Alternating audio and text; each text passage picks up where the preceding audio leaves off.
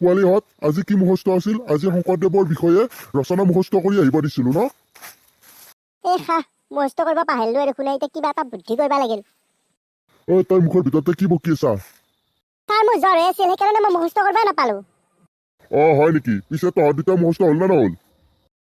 Sir মোৰ পেটৰ কামোৰা হৈ আছিল ছাৰ, সেইকাৰণে মই মুখস্থ কৰিব নাপালো। হয় নেকি? পিছে তোৰ মুখস্থ হ'ল না নহ'ল? তাৰ পিছে তই মাতচোন, ৰচনাখন মাত।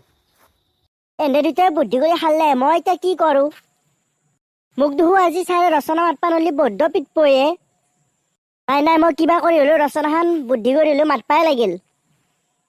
মোৰ গৰুৰ বিষয়ে মনত আছে, শংকৰদেৱৰ বিষয়েতো মনত নাই। এটা বুদ্ধি পাইছো মই। তই কি ভাবি আছা? মাত আকৌ তাড়াতাড়ি।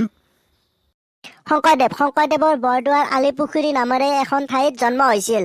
সৰুতে শংকৰদেৱৰ মাক দেউতাকৰ মৃত্যু হৈছিল। শংকৰদেৱৰ বুঢ়ীমাক খেৰুতীয়ে ডাঙৰ দীঘল কৰিছিল। সৰুৰে পৰা শংকৰদেৱ বৰ সাহসী আৰু পৰাক্ৰমী আছিল। এবাৰ শংকৰদেৱে এটা ষাঁড় গৰুৰ শিঙত ধৰি বগৰাই দিছিল। গৰু এটা পোহনীয়া জন্তু।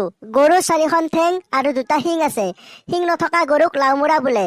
গাই গৰুৱে গাখীৰ দিয়ে আৰু হালোৱা গৰুৰে আমি হাল বাওঁ।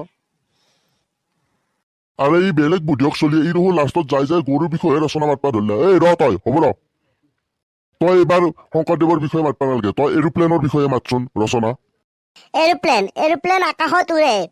আমি আমাৰ চোতালৰ পৰা এৰোপ্লেন দেখা পাওঁ। আমি পথাৰত গৰু দৰখ দিব গ'লেও কেতিয়াবা এৰোপ্লেন দেখা পাওঁ। গৰু এটা পোহনীয়া জন্তু। গৰুৰ 4খন ঠেং আৰু 2টা শিং আছে। শিং নথকা গৰুক লাওমোৰা বোলে। গাই গৰুৱে গাখীৰ দিয়ে। বিষয়ে মাতি আছা?